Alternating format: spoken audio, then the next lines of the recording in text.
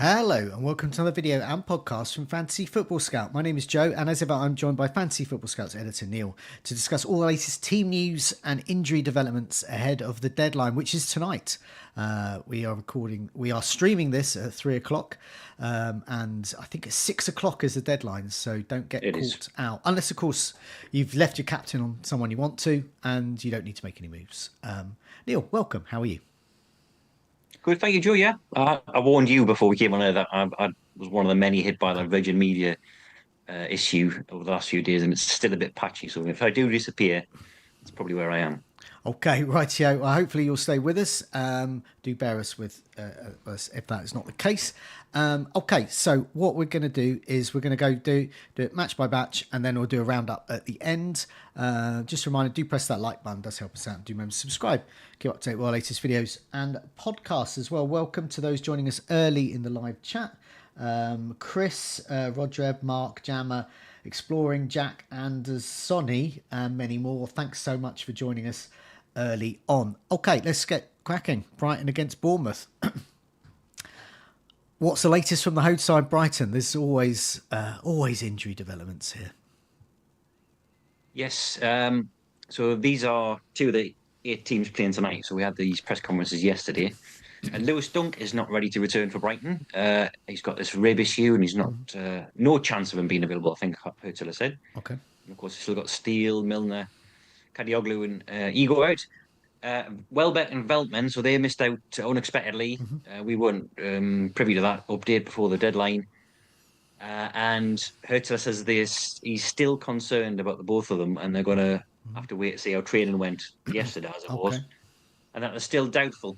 So obviously sounds pretty good for João Pedro, given the very quick turnaround between Saturday and Tuesday. Okay. I'm sure you're about to enlighten us, Joe, on what Welbeck's injury is, because I did not hear anything about this. The rumour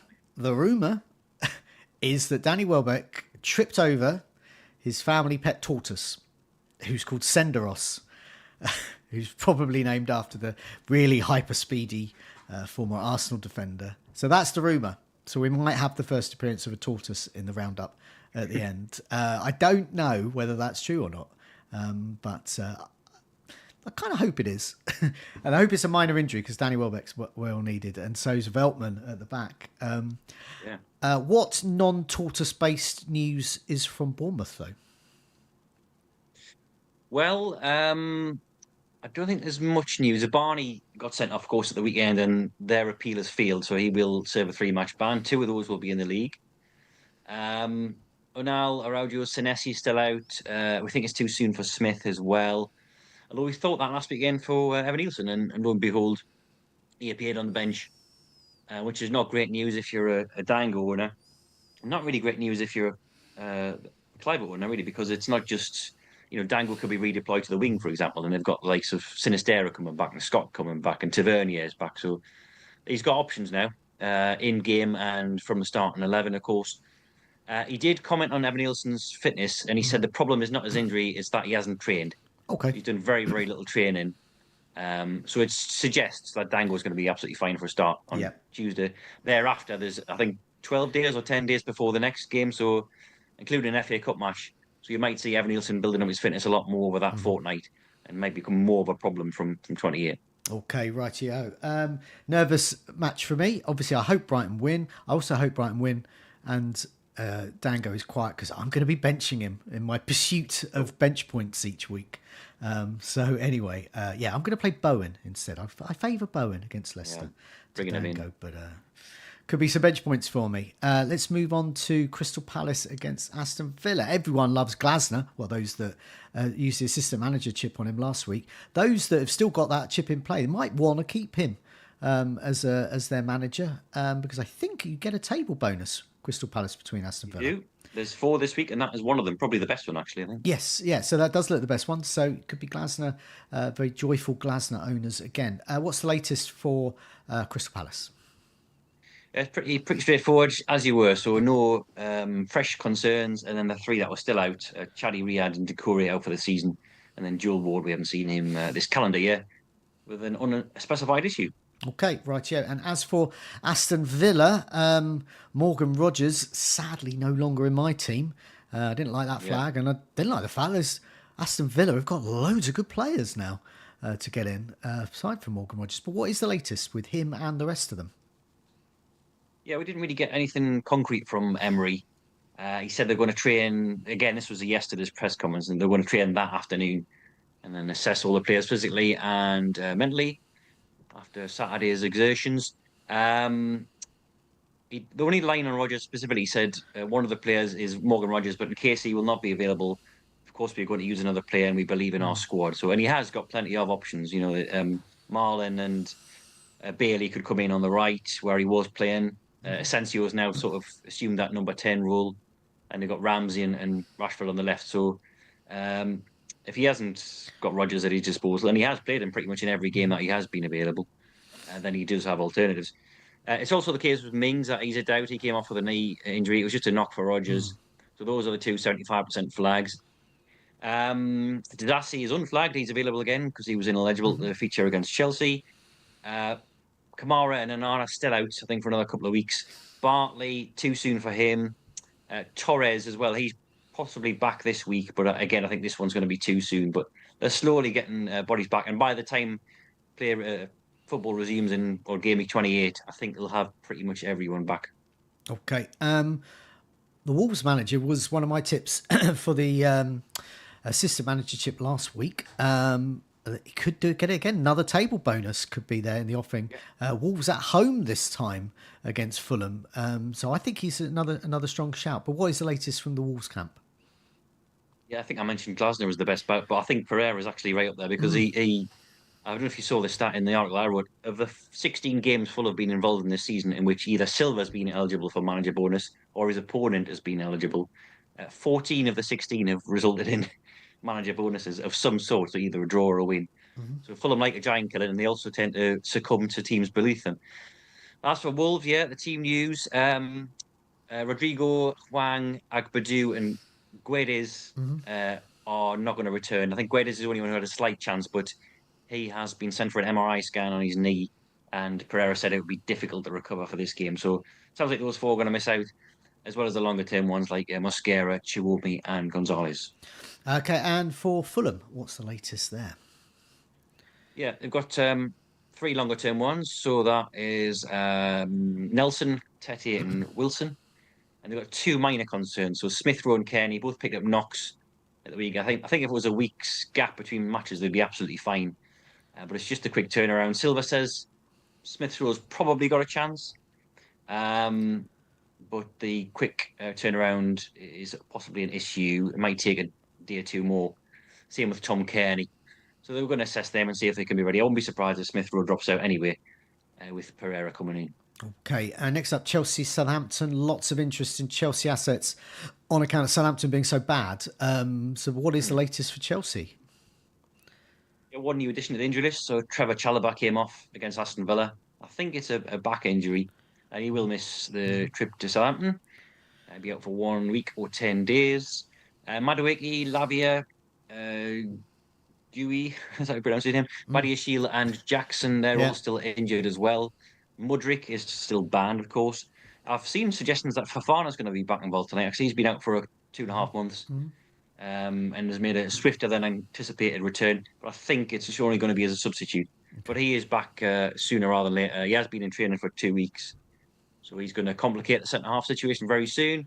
A line of note on goalkeepers as well, because Jorgensen made a bit of a rick. Yeah. And some people do have him, but as Maresca did with Sanchez earlier in the season, I think it's going to take more than one rick to oust him between the sticks. He said nothing has changed. Yeah.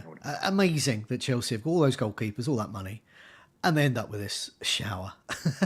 but nevertheless, I'm just thinking, was there any talk of potential rotation, or is that not an issue? Because there has been with Chelsea midweek previously. Yeah. Unfortunately, he hasn't really got many players left. There was all the talk earlier in the season about Chelsea's bloated squad, but those injuries, and it's is it a 6 or 7 strong list? And they've also offloaded the likes of Joao Felix in January. I think Vega went out as well, didn't he? Chilwell's gone, of course, but he wasn't an option in the first place. So I think you might see 3 or 4. You could see Sancho coming back in. Obviously, Tosin will probably come in for Chalobah, who's injured. Reece James tends not to do back-to-back starts, so he No. could drop out. Okay. You might see Achimpong, but I'm thinking maybe 3 or 4 changes and nothing more. Okay. Are you captaining Palmer or are you going for Salah? I don't know. I'm going Oh, to have to think about that. I'm torn. I've just read Captain Sensible from Tom yeah. Johnson, who is a Chelsea fan, and he's gone with Palmer in the suggestion. So I'm having a big think about that. Yeah, I'm going to stick with Salah myself. FPL General and Tom Freeman have both got it on Palmer currently, but they're wavering. I So know. I think Yeah, I might keep it on Salah just because I don't like a player against me too much. And if you bet against Salah, that's a big chunk of player against you. But yeah, Palmer could do really well. Southampton are pretty bad. they're awful. Yeah. Yeah, what latest was Southampton? How bad are they going to be? Yeah, well, it could be very, very bad because they got. I mean, the defense was already trash, but they are hit by further injuries at the back. Bednarek, who was the sort of central linchpin of that, he's out. This with a bit of, I think, it's muscle fatigue.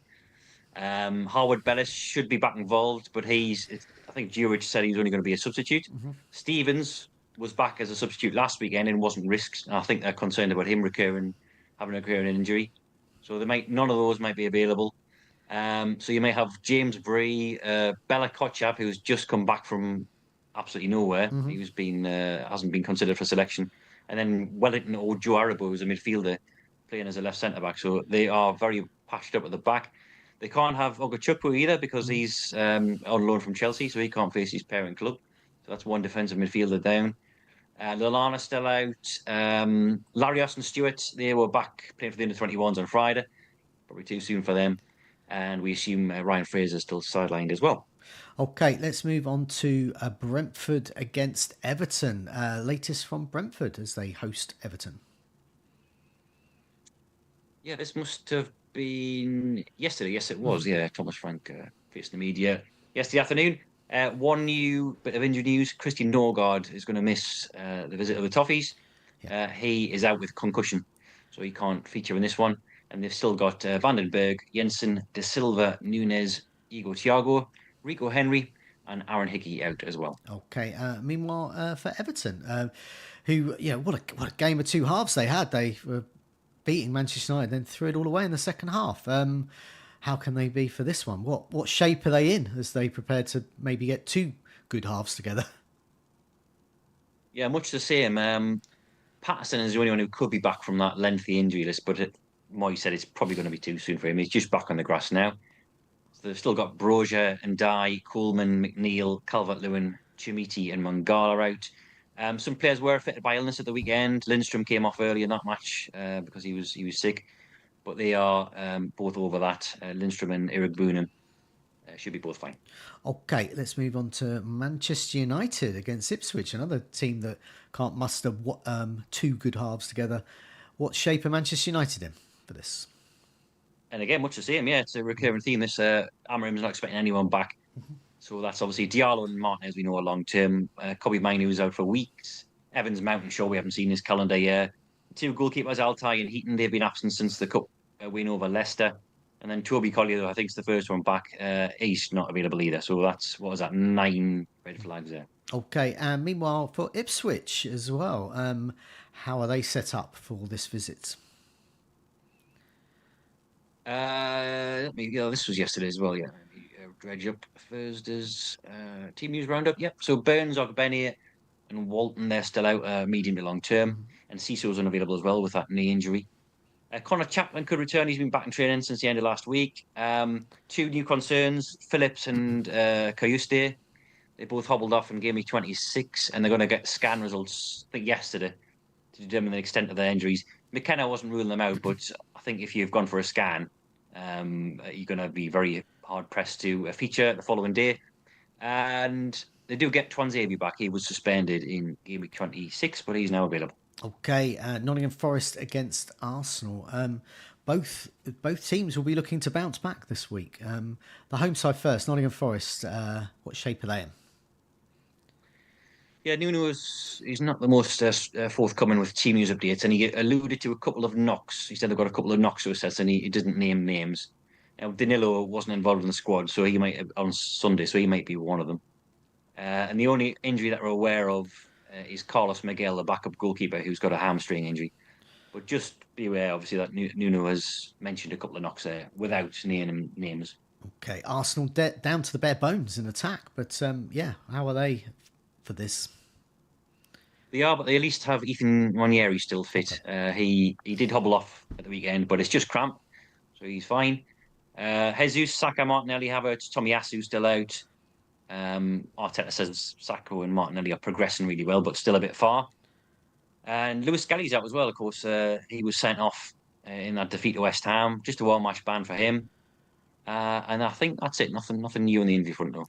Okay, Tottenham against Man City. This is a tough one to call. There is a I think there is a table bonus There is a available table for bonus. this Yeah, one. there is. So this is for the real brave ones. But Tottenham do have a good record against Man City, and how are they for the visit of Man City?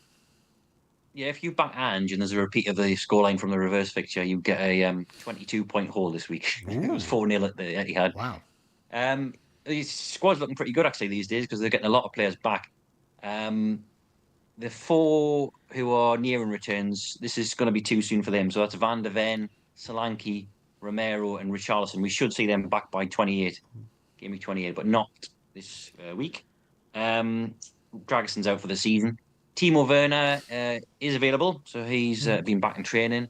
The one player they have lost recently, Ben Davies, he wasn't in the squad at the weekend.